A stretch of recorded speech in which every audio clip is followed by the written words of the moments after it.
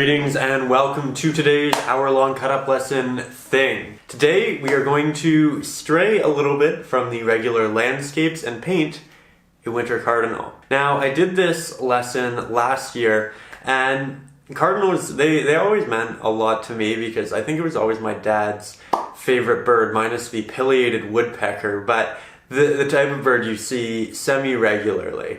And it was always kind of an exciting thing when I was a kid because I knew it would make my dad really happy. And so with that said, today we are painting a red cardinal. Also worth noting, it is a winter lesson and I am currently working on new winter lessons. And I create new lessons, but I also repurpose old scenes sometimes and try to do them in a different season. And I have two specifically. These two. And I'm wondering if you'd like either of these as winter paintings, kind of with snow falling. Maybe do this one in the day, or maybe also at night. Just let me know what you think. Should I redo this Golden Bridge one as a winter painting, or redo this Moonlit Bridge as a winter painting, and should I change either of them in the day or night? I'm really curious. Please leave your comments down below, but that's not why we're here today. Today we are here to talk about this winter cardinal and how to do that. So as per usual, you can find the digital sketch in the description down below, so also the full hour-long version, which is uncut, over on the Patreon as well. Go check that out if you're interested, but now let's get into today's hour-long cut-up lesson thing. To begin here, I'm going to be using a larger square-headed brush. I'm using this because it can hold a good amount of paint, and because it's a good brush for blocking things in. Now, I want to start in the background here, and it's a winter scene, so it'll be a little bit cold, it'll be a little bit cool, a little bit muted. And I want it to be very muted because I want the red of the cardinal to really pop. So we're going to make something fairly gray and fairly blue. So I'm going to begin here on my palette by grabbing a little bit of Mars Black, a good amount of our primary blue. I'm going to put these up here on the top. And I want to show you that you can blend on the canvas, especially in the initial layers. So I'm also going to take some titanium white. Going to begin working this around. As you can see, I'm covering up portions of the cardinal because we can see through that pigment. It's not a big deal.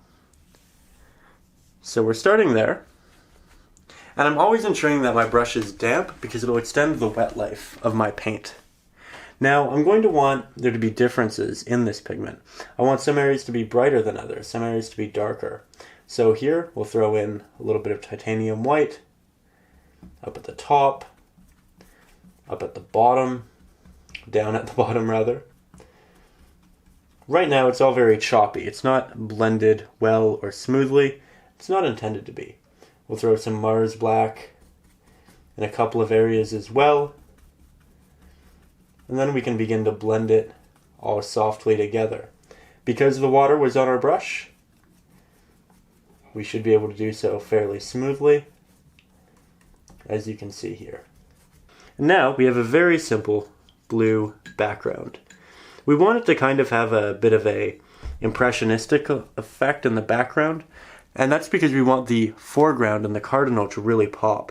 So we're going to leave that fairly simple, and now we're going to do some very simple trees as well. For that, I'm going to grab some primary yellow, as you can see here. I'm going to grab some primary blue, work that in as well. Then we'll grab a good amount of titanium white, mix that in, and a little bit of Mars Black. And the white and the black are to thicken the pigment, but they're also to desaturate it a little bit. We're working in the back of our painting right now, and I don't want the saturation of the back of the painting to overtake the saturation of the foreground of the painting. As things get closer in the painting, I want them to get more detailed and more saturated. That's really going to help with depth.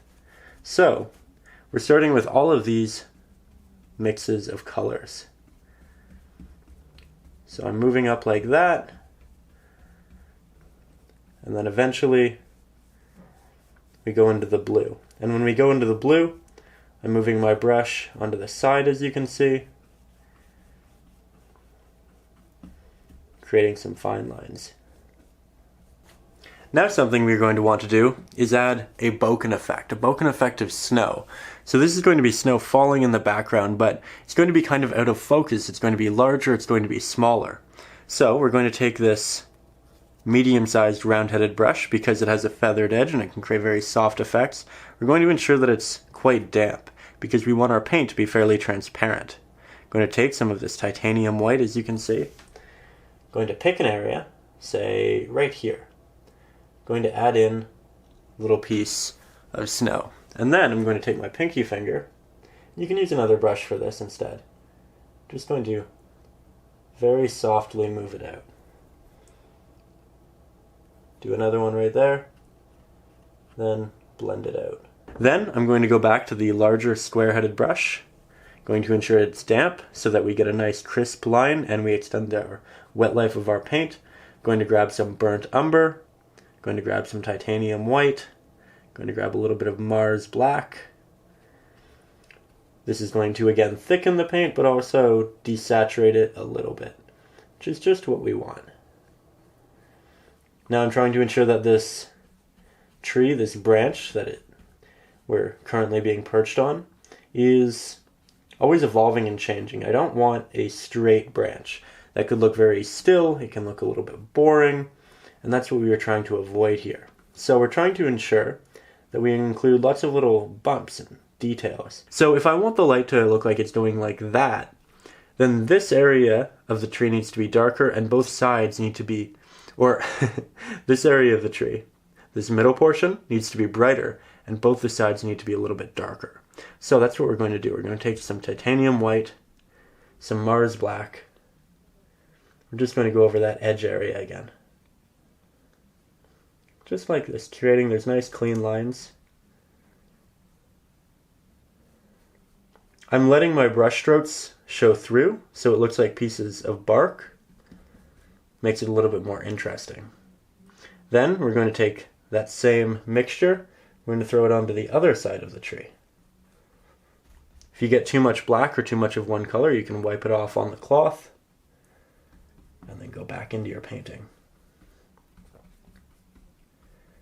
There we are. Then I'm blending it, but with, again, notable brush strokes. There we are. So now we'll grab some highlight, some titanium white, and some burnt umber. And we'll work that into the middle of the tree. Now we have some areas that are protruding that we can add snow to, and it'll look quite nice. But we need to let it dry before we add that snow. And I also want to add a little bit of additional highlights. So we have the dark areas, we have the middle tones, and now we'll also have some little brighter areas as well. Try to make sure that they're always changing and evolving. Now we need to wait for that to dry to apply the proper snow. So in the meantime, I'm going to get my larger square-headed brush, get some primary red, a little bit of Mars black, a little bit of titanium white. We'll get a nice desaturated, darker red. It's going to go over top, part of the tree here, as you can see. Now, let's work down the tail as well. It'll be a little bit darker because it's more downwards. So we'll use a little bit more black than we did in the top.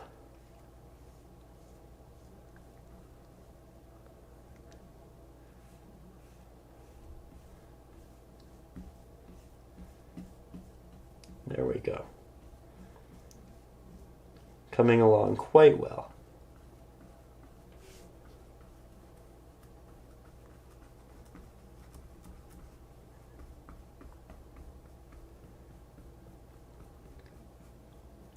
Just clean up our bird a little bit. Doesn't have to be perfect. Using more water to fix the fine line work around the edges. Now what I'm going to do is switch over to my smaller square-headed brush. Begin along the darker areas of its face, right around the beak.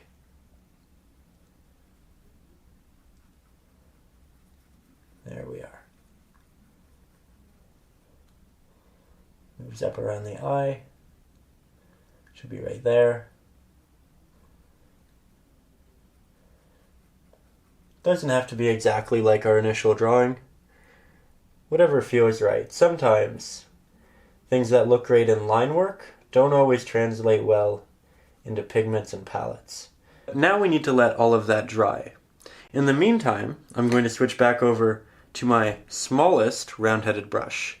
I'm going to dip it in some water. We're going to get some titanium white paint. We're going to add some snow to our branch. Just like so. It's really easy. We try to apply it to the top of the branch first, and then we blend down in predominantly a circular motion, as you can see here. There we go. If you find that you add too much in one area and it looks too similar, like these 3 streaks, you can take some water. Just kind of wash out what you just did there. See? Nice and easy. Then, because these two are the same length, we need to extend one of them and change it up a little bit. Now, it's highly diverse and a lot more interesting.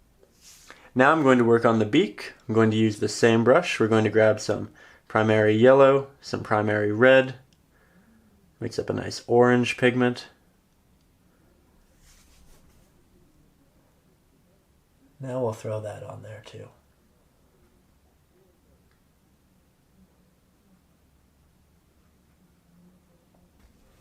Now we're also going to take some black paint, mixed with a little bit of primary red. I'm going to separate the wing from the body here. But not in a line, because real life doesn't have lines. It has shadows. So the wing is going to be casting a shadow on the body of the bird right under it. So we start with that line and then we blend inwards to the body in a gradient. We make it very soft. Just like that. Using round strokes, just like we did with the snow, to make it really soft, and we're using the round-headed brush because it does have those innately very soft edges as well. Now I'm going to go back to the head. I'm going to make it a little bit larger. Again, it's all about trial and error. I'm going to get some of this red, some titanium white, a little bit of Mars black. You can mix on the palette too. We'll start here. We'll just go upwards. There we go. Now it makes the beak look a lot more natural in size. So there's so many different ways you can change the aesthetic of your painting to look really the way you want it to. Now I'm going to switch over to the smaller square-headed brush. I'm going to get some red, a little bit of Mars black, a little bit of titanium white, some more red. And we're trying to make a pigment that's slightly brighter than what we currently have on the bird. So let's test it out. And that's what we've achieved. So now I'm going to begin implementing some fur, some feathers. I'm adding this lighter color here in a tapping motion, leaving small little openings of the darker pigment, as you can see. We're trying to build up different areas, different little clusters of highlights. As you can see, there's an opening in here, and there's the darker areas as well. But we're starting to see real volume and depth. And depth in painting is again rendered by medium shades, darker shades, and highlights all combining to render something that's a little bit more full. Now we can't forget about these other areas, and I want to go back and add in additional highlights in there, but we're going to wait just a minute before we do that. So we're going to grab some red, a little bit of black, create that mid-tone again, because we can't jump straight to the highlight. We'll just throw a couple of those streaks in there.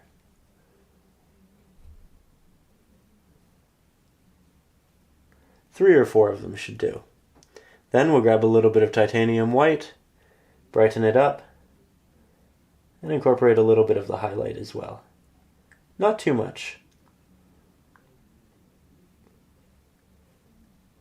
A little bit of reflected light on the back there too. Then we can go back up, now that it's drier, and add in some additional highlights to the bird yet again.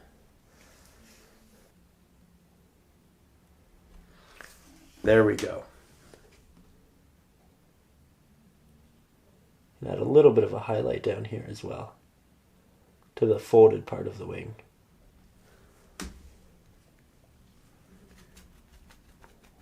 Now I'm going to switch over to my smaller round-headed brush. I'm going to work on its eye.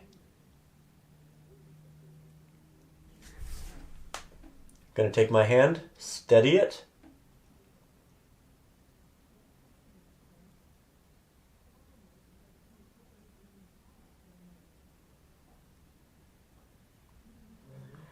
drew around the eye, gave it a little bit of a reflection, and just like that, it works. Then we're going to take some of our yellow, primary red, mix up a nice orange, go back in and do another little layer on the beak, just because it was quite thin initially. Now I'm going to take some titanium white. We're going to add in some real snow. So now you can see a big difference between this, all of the blurred out snow, and the snow that we're currently doing. I'm trying to be fairly random with my application of it, and you can even just dab it on to get different sizes. You can see that the brush splits in different ways, and it makes it a lot more interesting.